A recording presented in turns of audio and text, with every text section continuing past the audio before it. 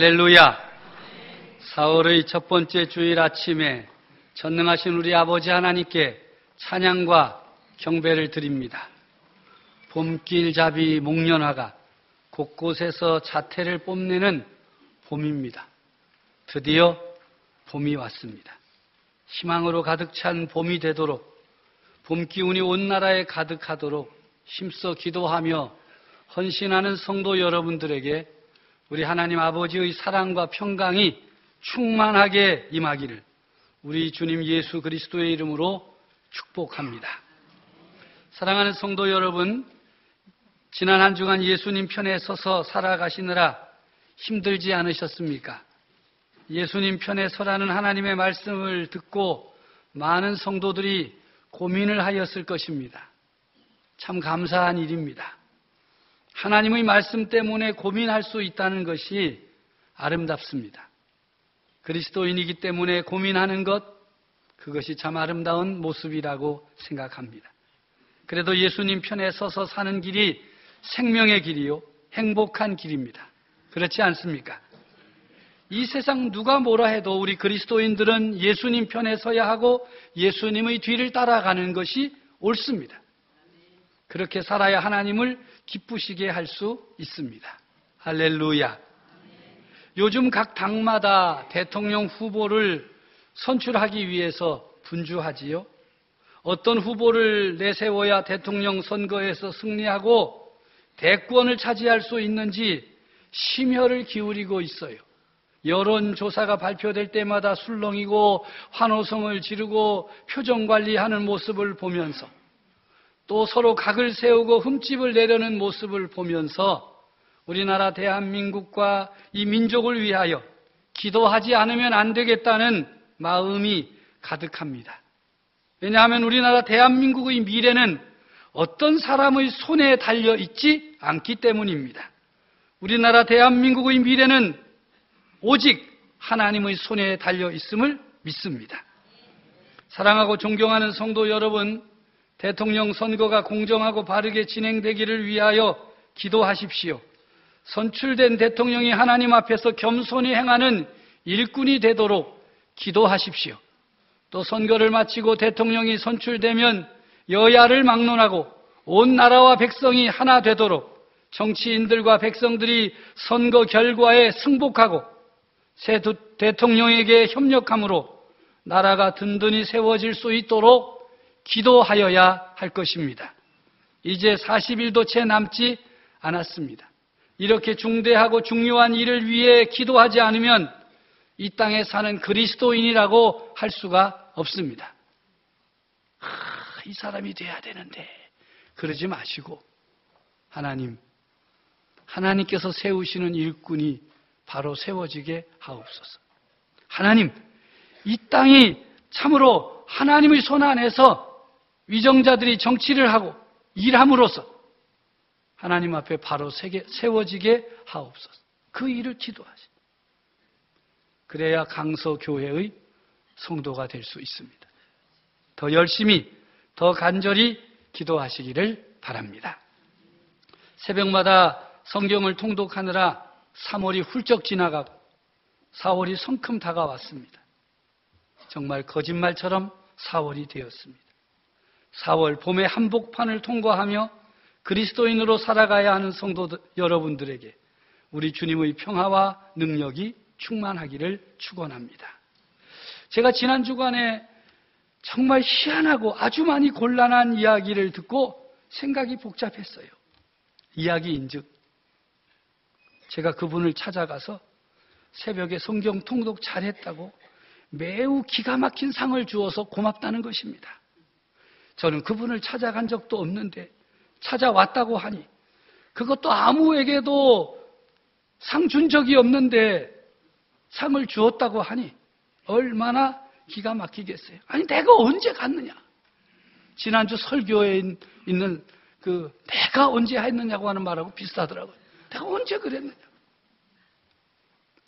그런데 내가 무슨 상을 줬냐 그랬더니 싱글벙글하면서 목사님이요, 성경 잘 읽었다고 남편 교환권을 상으로 줬대. 하도 기가 막혀가지고 보여? 그들이 자기가 받은 남편 교환권에 써있는 연예인과 바꾸어 준다고 해가지고 너무 좋아하다가 그만 꿈에서 깼다는 거예요. 꿈에서 자기는 그 꿈이 너무 재미있고 기분이 좋아서 하루 종일 싱글벙글했다고 웃으면서 감사하다고 고맙다고 하는데 헐, 제가 어떻게 뭐 답을 할 수가 없잖아요. 그래서 제가 큰일 날 것 같아서 난 찾아간 적이 없다고, 절대로 그곳에 간 적이 없다고, 내가 얼마나 바쁜데 그것 주로 가느냐고 소리치고 말았는데 개꿈이지요? 꿈이지만 이왕 만나시려면 예수님 만나시지 남편 교환권이나 뿌리고 다니는 못된 목사 만나고 그러시죠.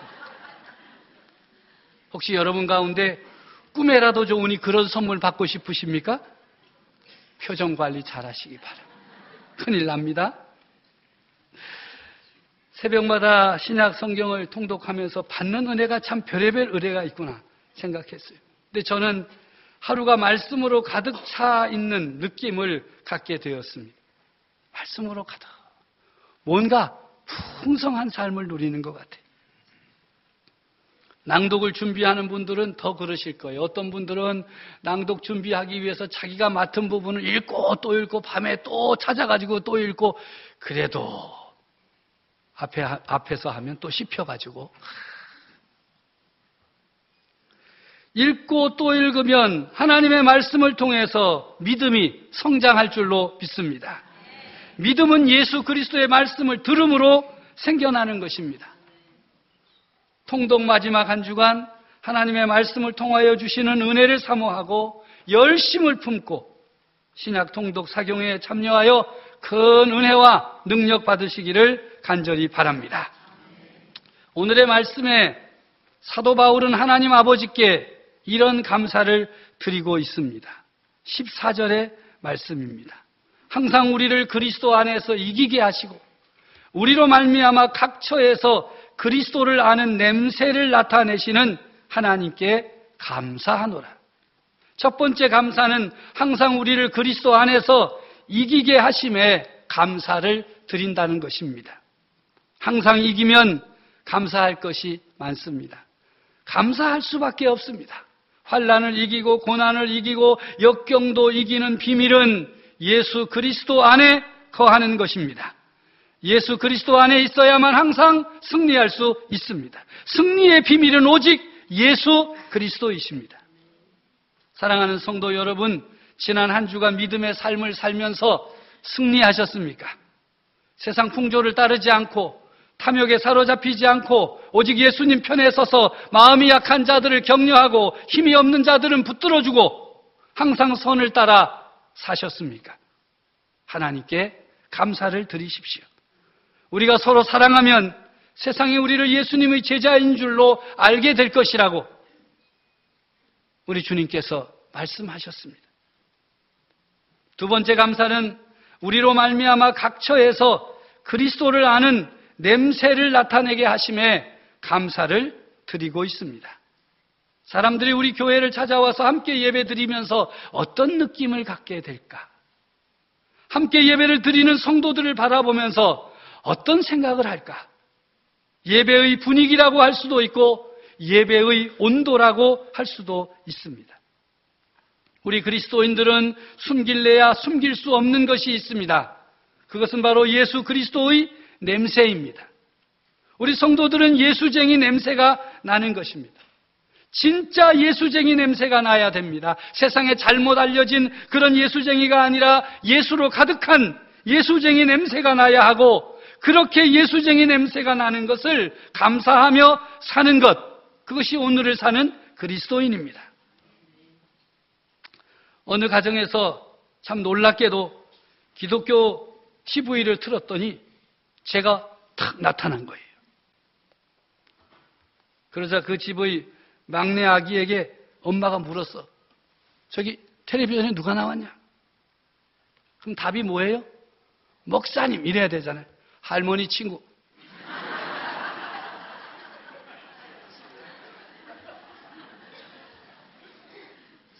그 어린아기가 볼 때 제가 할머니 친구 냄새가 난 모양이죠. 근데 사실 저는 그 얘기 듣고 살짝 그랬습니다.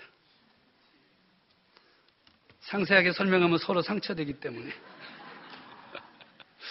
할머니 친구.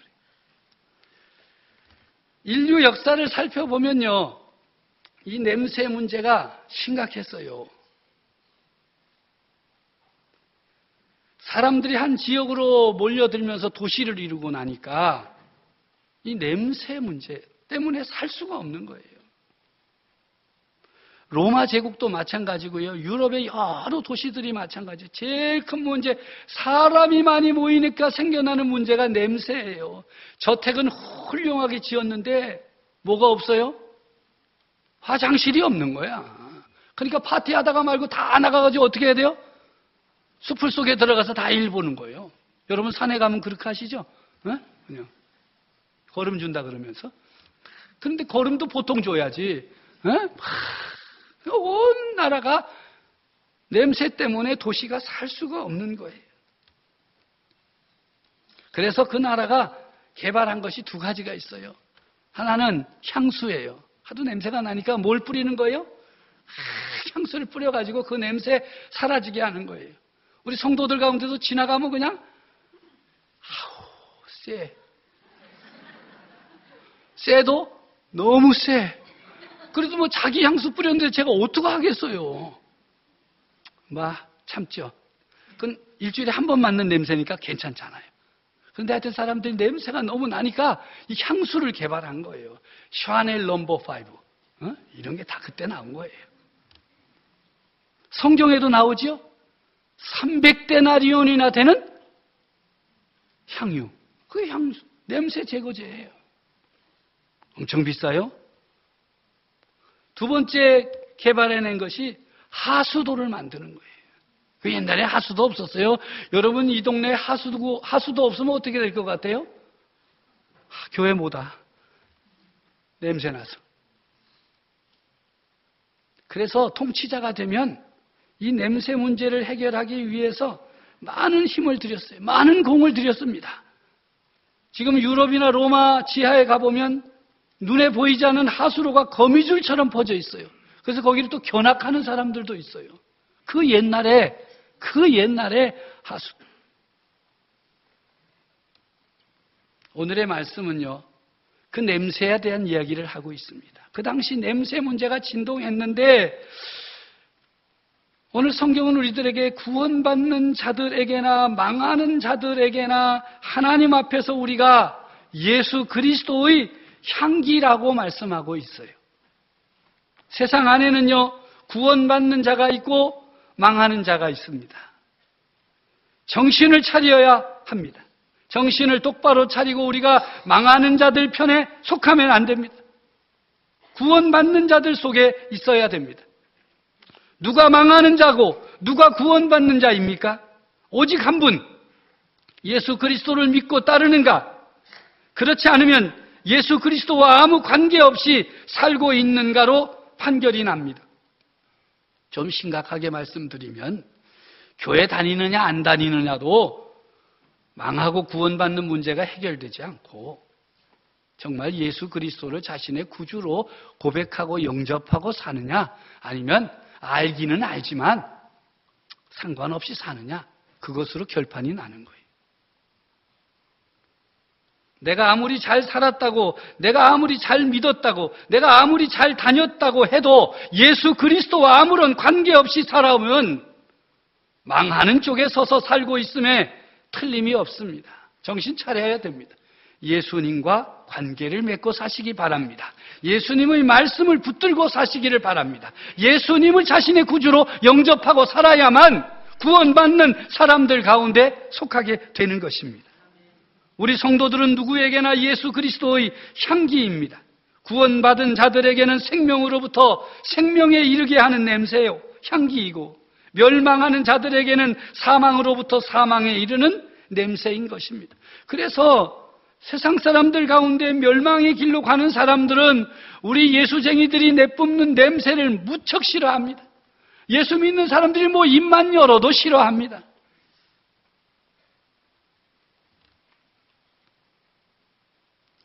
우리들 예수 그리스도를 구주로 모시고 사는 그리스도인은 예수님의 향기, 예수님의 냄새가 나야 정상입니다. 다른 냄새 풍기면 안 됩니다. 정말 곤란합니다. 왜냐하면 우리들이 풍기는 냄새 때문에 죽는 사람도 있고 사는 사람도 있습니다.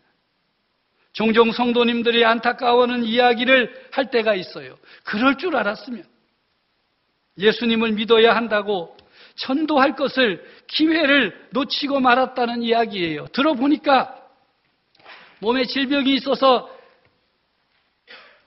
병원에 갔더니 그 의사가 너무 좋은 분이야. 병원도 잘 되고 친절하고 겸손하고 정말 나무랄 데가 없는 분이에요. 이야, 이런 분들이 예수님 믿으면 참 좋겠다.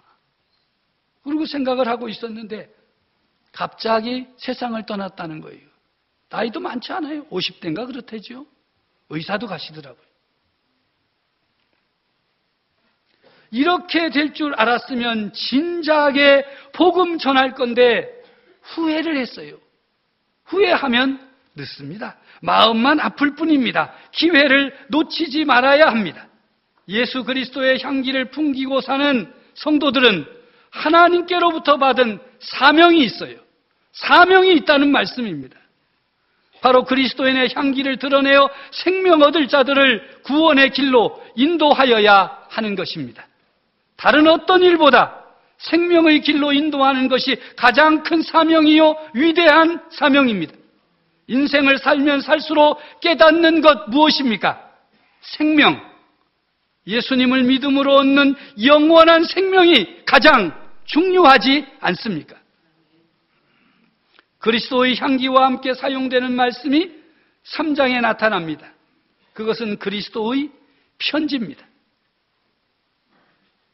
2절과 3절에 보면 너희는 우리의 편지라 우리 마음에 썼고 뭇사람이 알고 읽는 바라 너희는 우리로 말미암아 나타난 그리스도의 편지니 이는 먹으로 쓴 것이 아니요 오직 살아계신 하나님의 영으로 쓴 것이며 또 돌판에 쓴 것이 아니요 오직 육의 마음판에 쓴 것이라. 예수 그리스도를 구주로 영접한 우리 그리스도인들을 향하여 그리스도의 향기라 또 그리스도의 편지라고 하는 것은 사명을 나타내는 것입니다. 우리가 먼저 알아야 할 것은 성경은 하나님의 편지라고 하는 사실입니다. 신약 성경의 많은 부분이 편지 형식으로 기록되어 있습니다. 로마서, 로마인에게 보낸 편지입니다. 고린도 전후서, 고린도인에게 보낸 편지입니다. 편지를 모아놓은 것입니다. 여러분 편지가 오면 어떻게 합니까? 물론 광고 편지는 떼다 버리죠. 또 쓸데없는 것 같아. 얼마나 많이 오는지 몰라요. 아예 어떤 건 봉투도 안 뜯어. 나중에 전화와 보셨습니까? 겉에만 봤습니다. 그러나 사적으로 보낸 편지들은 다 보고 다 뜯어보게 돼 있어요. 조금 이따 본다고 한 달 지나고 1년 지나고 평생 미루다가 안 보는 편지가 있습니까? 우리는 종종 하나님의 편지인 성경을 두고 한 달도 미루고 1년도 미루고 어떤 분은 평생을 미루어 두고 열어보지 않습니다. 꼭 이렇게 말하죠. 나중에 봐야 되겠다. 어떤 심한 분은 내일부터 보겠다. 그분에겐 내일이 있습니까? 그 다음 날도 또 내일이 또 그 다음 날. 읽지를 않아요. 우리는 성경이 하나님께서 내게 주신 편지라는 사실을 기억해야 됩니다. 성경은 하나님이 내게 주신 편지다라는 사실을 마음에 담고 성경을 열면 우리가 받는 하나님의 메시지가 있습니다. 우리를 향하신 하나님의 뜻이 그 속에 담겨져 있습니다. 그 다음 우리 자신들이 하나님의 편지가 된다는 사실을 알아야 하겠습니다. 무엇인가 하나님께서 내게 주신 말씀이라고 깨닫게 되면 그 다음에는 가만히 있지 못합니다. 무엇인가 이 사실을 남에게 전달하고 그렇게 살아야 되겠다 하여서 내 자신이 편지가 되는 것입니다. 우리가 하나님으로부터 편지를 받았습니다. 그 다음에 우리가 편지를 보낼 차례입니다. 그런데 우리가 보낼 편지는 먹으로 써서 보내는 것이 아닙니다. 우리의 몸으로 드러내는 것입니다. 우리의 마음판에 새겨져 있는 편지를 다른 사람이 읽도록 하는 것입니다. 그래서 우리가 그리스도의 편지인 것입니다. 아브라함 링컨이 미국 대통령이 되어서 여러 가지 중요한 일을 많이 했는데 그중 하나를 꼽으면 노예 해방 운동을 완성한 것입니다. 이 노예 해방 운동을 크게 도와주었던 것은 톰 아저씨의 오두막이라고 하는 소설입니다. 노예의 비참한 생활을 묘사한 이 소설은 당시 베스트셀러였어요. 모든 미국 사람들이 이 소설을 읽고 노예를 혹사하는 것은 죄악이다 는 사실을 깨닫고 노예 해방 운동에 동참하게 되었습니다. 링컨 대통령이 이 소설을 쓴 스토우 부인을 백악관에 초대했습니다. 초청해서 보니까 아주 키도 자그마하고 몸은 여비고 손도 자그마한 부인이었습니다. 대통령이 그분을 만나 악수를 하면서 부인의 손이 이렇게 작은데 이 작은 손이 전 미국 백성을 다 움직여 놓았습니다. 그러자 스토우 부인이 이 손이 한 것이 아닙니다. 하나님께서 이 손을 잡으시고 역사하신 것 뿐입니다. 저는 이 손을 하나님께 맡겨서 하나님께서 그 손을 통하여 그의 일을 하신 것 뿐입니다. 그것은 하나님의 역사였습니다. 라고 대답하여서 함께한 모든 사람들에게 큰 은혜가 되었습니다. 그렇습니다. 우리가 하나님의 손에 붙들려서 우리의 손과 발이, 우리의 몸이 주님의 일에 쓰임받을 때 우리가 그리스도의 편지가 되는 것입니다. 우리를 통해 하나님의 거룩한 역사가 이 땅 위에 나타나게 되는 것이지요. 우리는 다 그리스도의 존귀한 편지입니다. 우리는 내버림을 받는 쓰레기 편지가 되면 안 될 것입니다. 생명을 주고 자유를 주고 영원한 생명을 안겨주는 존귀한 그리스도의 편지가 되어야 할 것입니다. 하나님은 오늘도 우리에게 말씀을 통해서 너희는 그리스도의 향기다, 너희는 그리스도의 편지다, 사명을 감당하라 말씀하십니다. 이 사명을 받은 성도 여러분, 이 한 주간도 그리스도의 향기로, 그리스도의 편지로 사명을 감당하며 승리의 삶을 살아가시기를 우리 주님의 이름으로 축복합니다.